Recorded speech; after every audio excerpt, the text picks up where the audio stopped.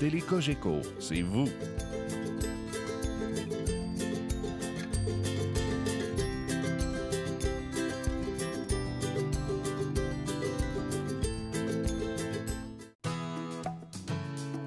L'émission qui suit a été entièrement réalisée par une télévision communautaire autonome de votre localité.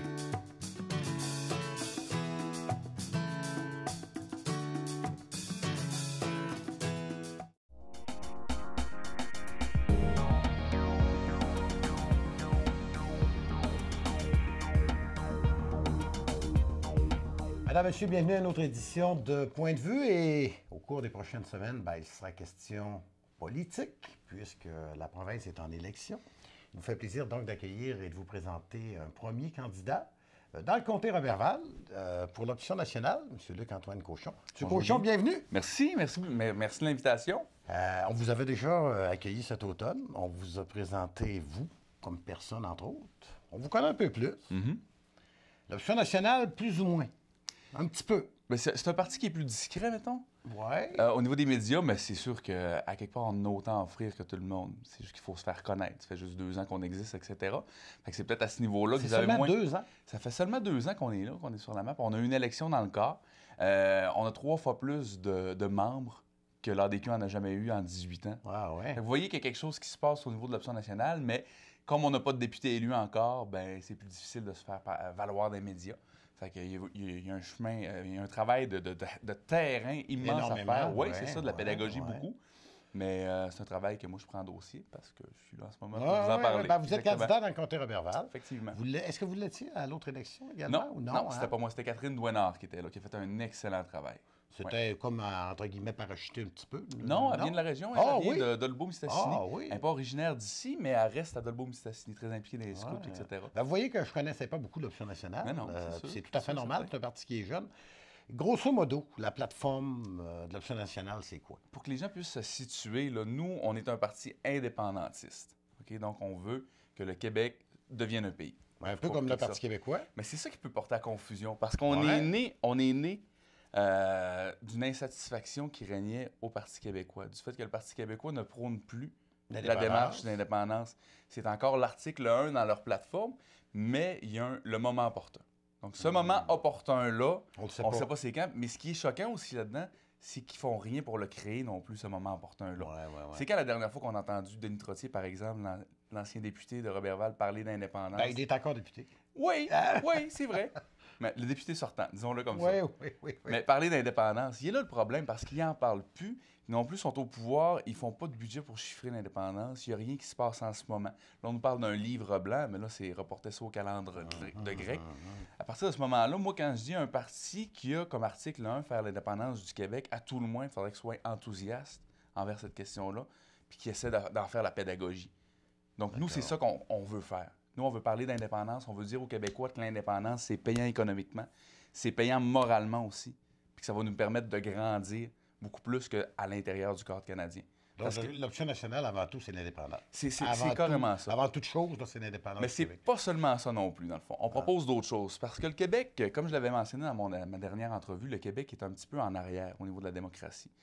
On vit dans un système qui est vieux de 300 ans, un système politique qu'on appelle le bipartisme. C'est un système uninominal à un tour, pour être plus précis. Là. Dans le fond, c'est 2 partis qui s'alternent au pouvoir. Les bleus, les rouges. Les libéraux, les péquistes. Dans le temps, c'était l'Union nationale puis les libéraux. Fait qu'à partir de ce moment-là, il n'y a pas de place pour les petits partis comme Option nationale ou même Québec solidaire parce qu'on est tout le temps relégué à l'opposition. Puis pour vous dire à quel point c'est mal fait, là, il y a cela quelques années, lorsque Mario Dumont avait eu 20 % dans les suffrages, là, 20 % du vote, il avait seulement recueilli 4 députés. C'est beaucoup, 20 là, on s'entend, là, tu sais, c'est un cinquième en fait, de la population. C'est la question du suffrage universel là, qui revient ou non. Qui est très mal faite. Puis dans le cadre canadien, on n'a même pas la possibilité de changer ça. Fait que si on va avoir un mode proportionnel qui va nous permettre de voter pour un parti, un candidat, offrir au prorata des sièges au parti. Fait qu'admettons, nous, on fait un 10 ben on va avoir un 10 d'un montant de sièges. Fait que ça va permettre aux gens, au lieu d'aller se pincer le nez pour voter pour un parti pour pas que l'autre rentre, de voter pour leur parti parce qu'ils savent que ça va donner quelque chose au final. Plus de démocratie, plus de représentativité au sein de l'électorat. Est-ce qu'il ne faut pas passer par le fédéral à ce moment-là pour changer ça? Ou... Bien, il est là le problème, parce que le fédéral, dans le fond, dans le cadre canadien, la loi, le bipartisme britannique, ça ne fonctionne pas. On ne peut pas changer le mode de scrutin.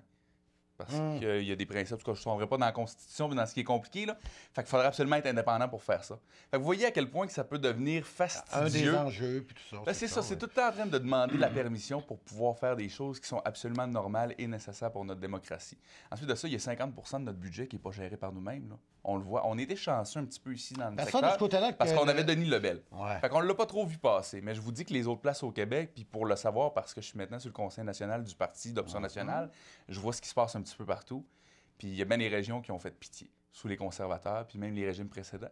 Parce qu'on n'est pas une majorité, nous, dans ce pays-là qu'on appelle le Canada. On est une minorité, puis c'est de plus en plus. On représente à peu près le quart de la population. Ouais. Puis ça s'en va en descendant. Bientôt, ça va être le 5e, puis le 6e, puis etc. La population vieillissante, ainsi de suite. Etc. On a moins d'immigration Ouais, aussi, puis les immigrants sont bien sûr portés à aller vers l'Ontario, Vancouver. Ah oui? Ben oui, les grands centres, puis Vancouver fait plus chaud qu'ici. Tu sais, il y a un attrait économique aussi pour ce qui est des immigrants. Fait qu'à partir de ce moment-là, nous, on a un choix à faire en tant que société, puis c'est maintenant qui se passe. Il faut s'assumer maintenant, pendant qu'on a encore un rapport de force. On va pouvoir partir la tête haute avec toutes nos pinottes, puis aller à se bâtir une maison à côté. Puis ça se fait pas contre les Canadiens non plus. Faut bien comprendre que ça se fait pour nous autres aussi, l'indépendance. Ouais. C'est plus ça aussi. Là. C'est pas une question de chicane, c'est pas une question qu'on les aime pas. C'est une question qu'à quelque part, si on veut continuer à grandir, il faut s'en aller. Vous avez un gros défi. Oui. Oui. Vous avez un très gros défi de partir jeune. Oui.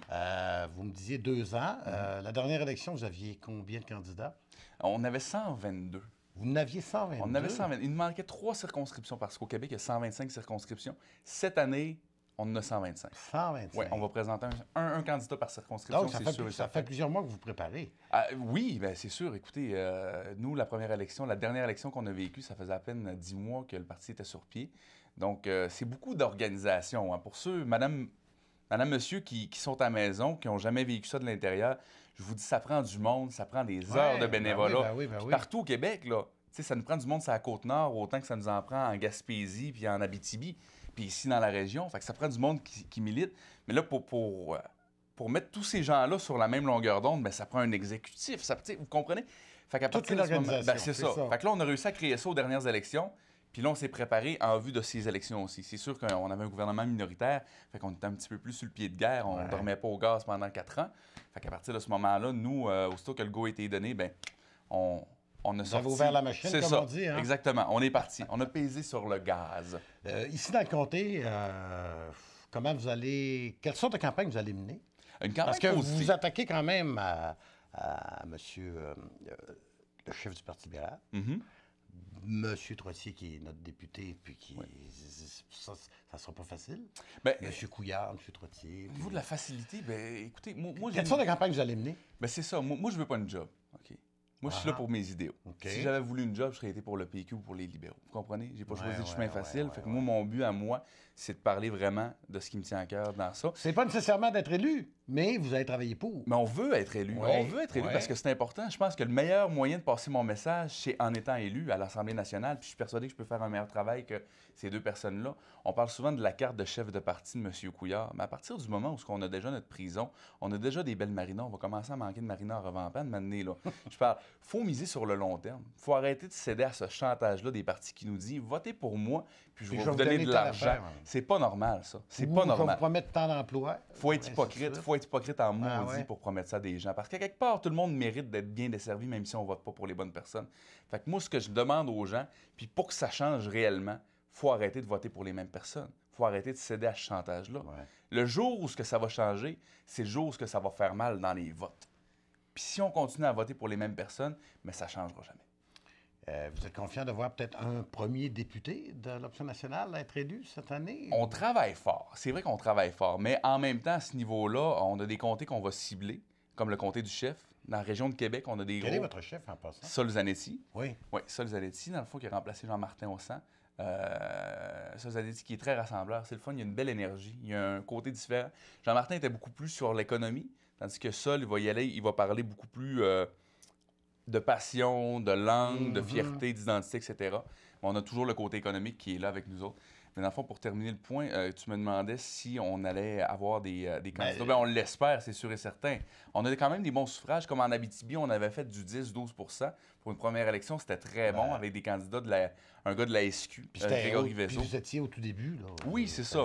Donc, ça continue. C'est sûr qu'on a eu une restructuration à faire au sein du parti, mais ça a bien été, puis on est sorti de là fort. Fait que moi, je suis très confiant qu'on va être en mesure d'avoir de très bonnes élections. On s'entend bien que vous ne formerez pas l'opposition officielle? Là-dessus, je ne parierais pas ma chemise. Non, je ne parierais pas ma chemise. C'est le début d'un parti aussi, là. Ça fait partie du cheminement normal. Le Parti québécois a commencé à quelque part aussi. Dans les années 68, c'était pas grand-chose, on s'entend. Ouais. Mais aussi, ce qu'on a de particulier, nous, puis pour démontrer à quel point qu'on est en faveur de notre idée et non pas en faveur de la survie de notre parti, mais l'article 2 de nos statuts nous dit qu'on est prêt à collaborer, voire même fusionner avec peu importe le parti qui met de l'avant l'idée de l'indépendance. Ah ouais? Fait qu'à partir de ce moment-là, nous, on est prêt à s'aborder pour la cause. D'accord. Fait que c'est vraiment très présent dans notre esprit que on est là pour faire la pédagogie de l'indépendance, pour que ça se réalise, et non pas pour promouvoir nos propres intérêts en tant que machine électorale. Mais dans le comté, bon, oui. La prochaine élection, est-ce que vous allez participer à des rassemblements, des assemblées, faire du porte-à-porte? En fait, quelle sorte de campagne vous allez mener dans le comté? On va faire une campagne avec nos moyens. On va faire la campagne que les gens vont nous donner les moyens de mener. Parce qu'à partir du moment où on se dit, on n'est pas un gros parti, comme vous l'avez mentionné, on n'est pas un comté ciblé non plus par le parti, parce qu'on a des budgets assez limités, vous comprendrez. C'est les gens. Il faut demander aux gens de nous donner du financement. Fait que si vous nous donnez, mettons, un 30 $, ben c'est une belle pancarte. C'est ça. À partir de ce moment-là, moi, je peux pas en inventer. Un peu comme les autres partis. Oui, c'est 10 $ la carte de membre. Puis vous pouvez donner jusqu'à 200 $ aussi jusqu'au parti parce qu'on a un maximum de 100 $ normalement. Ouais, c'est changé un peu ça maintenant. Ouais. Mais en élection, il y a un autre 100 $ qui se débloque. D'accord. Fait que si les gens veulent donner, c'est 200 $ maximum. Mais argent ou pas, c'est juste ça va rajouter des pancartes. Chaque dollar qu'on va recevoir, on va mettre ça dans les pancartes puis dans les tracts puis des affaires de même. Est-ce que vous n'avez des affiches, vous, là? Ou... Oui, ça s'en vient. On va les avoir cette semaine, là. Exactement. Là. On n'est pas aussi prime que le Parti libéral qui en a mis la veille, là, mais non, on va en avoir. Vous allez voir, on va avoir des très belles affiches. Oui, ça va être magnifique là-dessus. Je suis bien posant en plus. Je suis content de ma photo. Fait que ça devrait être pas si mal. Mais au niveau de la région, ce qu'on a... Du comté, là. Oui, du comté. Ouais. Ce qu'on va faire, nous, là, c'est beaucoup de porte-à-porte, c'est sûr et certain. On va se promener, je vais aller saluer les gens. Centre d'achat, on va aller essayer de faire le tour des municipalités aussi. On en a 22, hein, dans la circonscription de Roberval, ça fait du stock pas mal. Hein. Ouais, c'est un gros comté. Des simples et des si, il y en a beaucoup. C'est un gros comté. Fait qu'on va se promener, on va aller voir les gens, puis aussi, on va essayer de se faire valoir dans les médias par des lettres. J'ai déjà écrit une lettre à M. Couillard qui a été publiée dans le quotidien. Fait que je pense que c'est un exercice qui va être intéressant parce que M. Couillard a décidé de ne pas débattre dans le secteur. Pas de débat? Pas de débat. Fait que je trouve ça déplorable un petit peu pour les gens parce qu'on aurait pu faire sortir des idées au lieu que ça s'adresse tout le temps à la caméra, là, comme ça, sans avoir de questions à répondre. Ben, il aurait peut-être pu être questionné un petit peu, mais non, il n'a pas voulu. Fait qu'à partir de ce moment-là, on va essayer d'avoir une discussion autrement. Fait que je vais écrire des lettres, je vais faire valoir faire le débat ma autrement, pensée. en fait. Ben, c'est ça. Moi, j'aimerais ça avoir un débat d'idées. Au lieu que ça vire en concours de popularité comme tout le temps. C'est qui a la plus grosse machine puis qui fait plus voir. À quelque part, je pense que les gens méritent mieux. Puis je pense que les gens aussi sont assez intelligents pour se faire une tête eux autres mêmes. Moi, ce que je trouve déplorable, c'est que souvent, on leur sert du manger mou là, pour pas qu'ils mangent. Là. Mais dites-les vos idées. Dites-les ce que vous avez dans le fond des tripes. Arrêtez de penser communication, puis format, puis comment est-ce que ça va réagir. Dites-nous ce que vous pensez. Dites-nous ce que vous voulez pour le Québec. Hein? Mais les gens sont assez intelligents pour se faire une tête. Oui. À partir de ce moment-là, arrêtez de faire assemblant. Là. Ça devient tannant parce qu'il y a beaucoup de désinformations d'un bord comme de l'autre. Fait que quand on arrive pour se faire, un tel c'est ci, un tel c'est ça, lundi blanc, lundi noir, lorsqu'on parle de hausse des frais de garderie, les libéraux étaient pour ça. Puis là, à cette heure, ça n'a plus de bon sens, la classe moyenne, c'est ça qui me tanne un petit peu là-dedans. Là. C'est malhonnête, c'est très malhonnête, puis ça dessert personne, seulement les partis. À partir de ce moment-là, la population est très mal servie là-dedans. Écoutez, ça promet beaucoup pour cette campagne. Oui, effectivement.